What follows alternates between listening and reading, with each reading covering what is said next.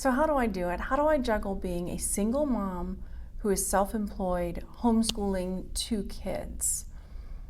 That is the question.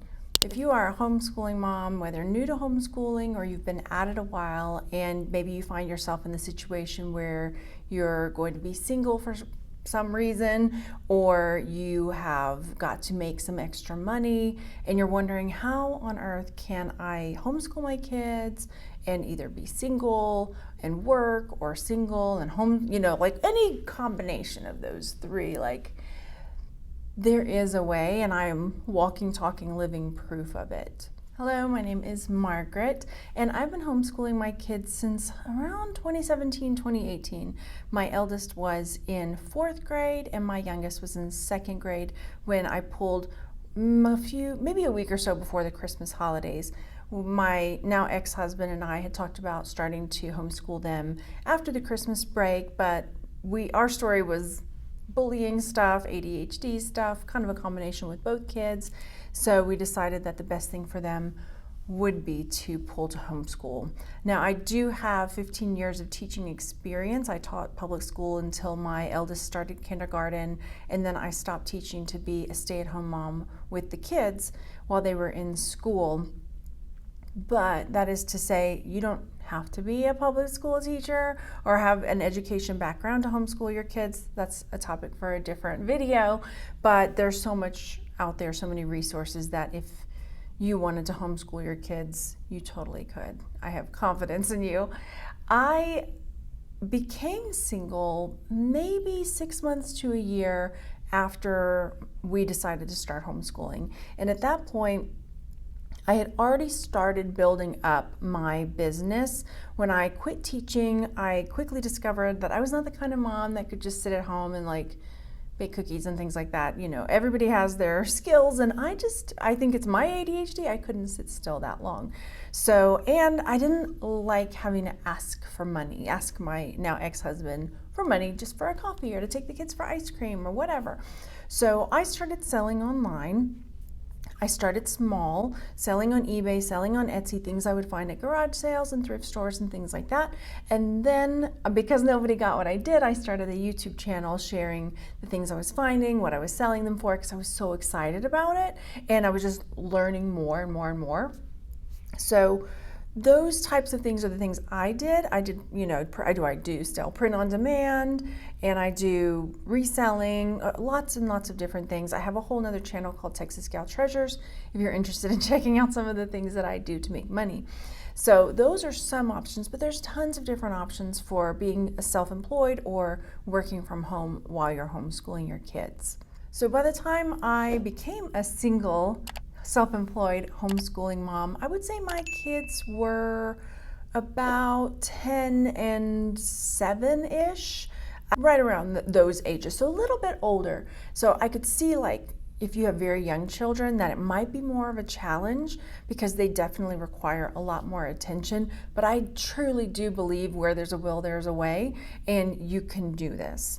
I would say probably the number one thing that is important when you're in a situation like this, and it is a choice, so I remind myself that all the time. This is something I'm choosing to do. I could choose to put them back in school. You see my head going like this. I could choose to go back to work. I could choose to find a partner again, I guess, I don't know. So these are all choices that I'm making for our lives, and remembering that, and then remembering to have grace with myself and to have grace with the kids. So knowing that I am one person, and knowing that there's a whole lot of spinning plates and a whole lot of moving things going on, and to just be patient with myself and to be patient with the kids. So definitely not being too hard on myself. There are moments where it happens. The second thing that is very important for us is routines. We have routines set up every single day. Basically, when we get up, we have, our breakfast, we have a list of morning chores everybody does, and then technically from 9 a.m. until maybe 1 or 2, depending on what our day is like, we have school. Now, when they're doing school, sometimes it's more involved with me, sometimes it's not, and I'm able to squeeze in some work during those times. I do tell the kids that I'm always available. I make sure that I'm not doing anything that's so intensive with my focus that I can't break away to answer a question for them if they need to. If I am, say, recording a video or something, then I'll just say, well, let me finish this part and I'll help you out with that. And then from, after we squeeze lunch in there, and then say from 1 to 2, right after that, they have what we've built in since before homeschooling, which I'm so grateful for, what we call quiet time and silent reading. So we do 30 minutes of quiet time, which means everybody gets a break from each other. Everybody goes to their separate places and they can draw, do art, no screens. So it's just basically quiet reflection time, just that getting bored basically and being by yourself. And I think it's just really, really important in our day to have that time to be able to reset, because when we're all together all the time, we all need a moment to take a break. So 30 minutes of quiet time and then 30 minutes of silent reading. So this would be reading apart from their book that we're doing or whatever we're doing for our reading lessons. So they can read anything they want, magazines, Garfield comics, pretty much a cookbook, I don't care. They can read whatever they want during that silent reading time.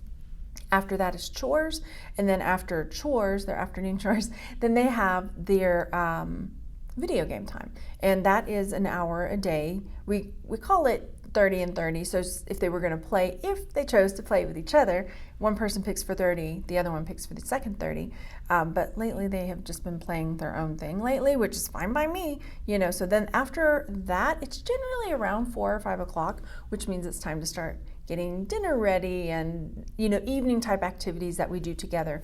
Sometimes we'll play a board game, sometimes we'll go for a walk, sometimes we just veg and watch something together. Honestly, lately we've been watching a ton of Disney videos on YouTube. So yeah, that's what our routine generally looks like. And then say between 8 and 9 o'clock, starting to wind down and taking showers and getting ready for bed.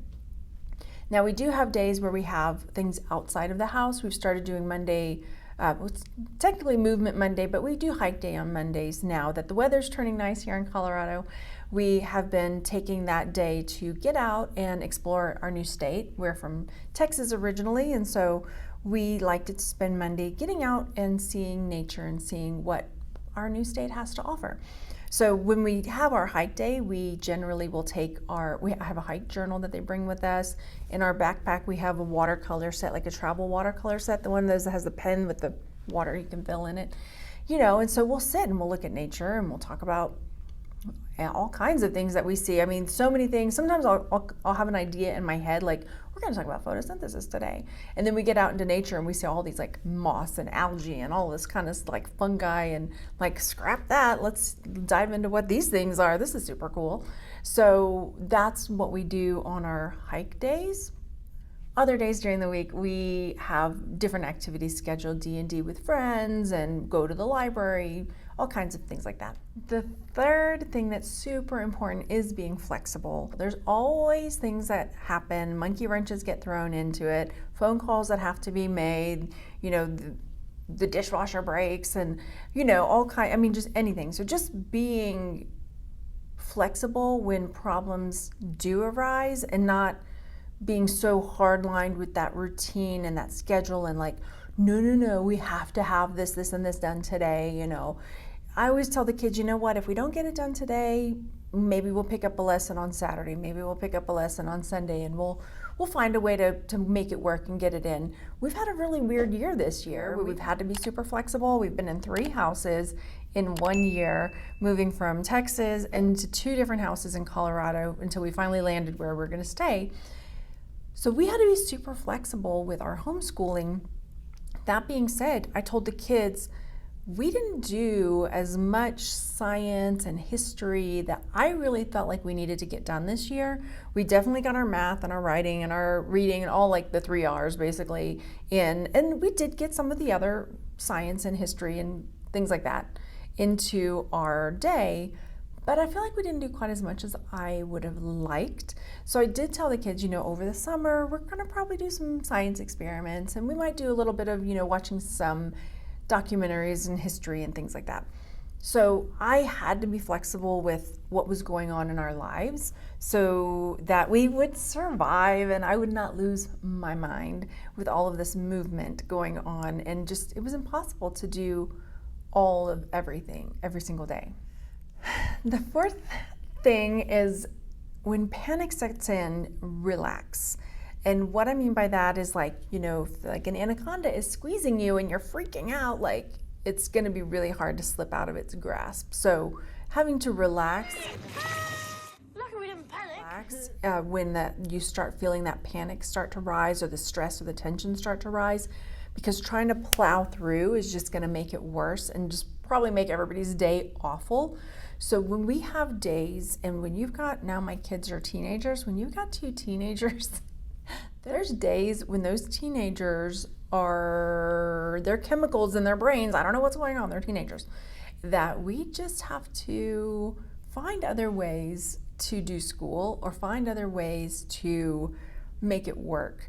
I have definitely made sure that they get enough sleep. I really try to make sure they get at least 10 hours a day if I can. I don't like to wake them up if I can help it, because I know that can really mess with their brain chemistry and all of that. I mean, there's so much research out there about how important sleep is in the teenage brain. Oh, mama. Anyway, so when we have days like that where I can see people maybe are a little more tense or a little teary-eyed, I try to switch things up. So I'll send them out into nature. I'll, you know, tell them, get on your scooters and go out, find me signs of spring, bring them back, you know. And so they'll do things like that, and we'll talk about what they brought back, what kinds of things they saw when they were out on their ride, getting out in nature. Being able to change things up a little bit is really important. During Star Wars week, building up to May 4th, we were making toilet paper tube pod racers. And so we had to create some kind of racer that we could race on a line, you know, something. And then we're talking about physics, and then we're also doing art, and so we're building all these different things in. And of course, we're talking about Star Wars lore and things like that. So there are other ways to make it really fun and to shake it up, especially when things get tense at home. And then number 5, I kind of touched on this one earlier, and that is perspective. That is that, you know, we are doing this by choice. I say we, me and the kids, this is a choice that we're making. My youngest did try to go back to public school a year or 2 ago, and maybe stayed for 6 weeks and was just like, this is not for me. He didn't care for it. So that, having that perspective is really important. So this morning I felt it. I saw the clutter on the kitchen counter, the mess kind of around the house. Somebody didn't wash their tray off. You know, sometimes we use trays for when we eat sometimes in front of the TV. And so that perspective of like, this is a mess right now. There will come a day when my kids are grown and gone, and this won't be part of our life anymore. My son changed and just threw his dirty clothes on top of the dryer, and I was just like, rah! So being able to just say, okay, it's not the end of the world. This can easily be cleaned up, and right now we're doing this instead. So it is hard sometimes for me, you know, having that kind of ADHD brain where clutter is so distracting for me. Reminding myself that it's super important just to keep that perspective. And I know in the routine I didn't share too much about when I work. I try to work when I can squeeze it in those in-between times. Sometimes in the evening I'll sit while we're watching something and I'll list. For example, today we're at the library and they're doing something else, and so I'm over here working or creating videos. And then the weekends are my friend. The weekends and the evenings is when I get most of my work done. I hope you found this video helpful, and if you have any questions, please leave them in the comments down below, and I have my fingers crossed for you, and I know that you can do this, and I'll talk to you soon. Thanks for hanging out. Bye.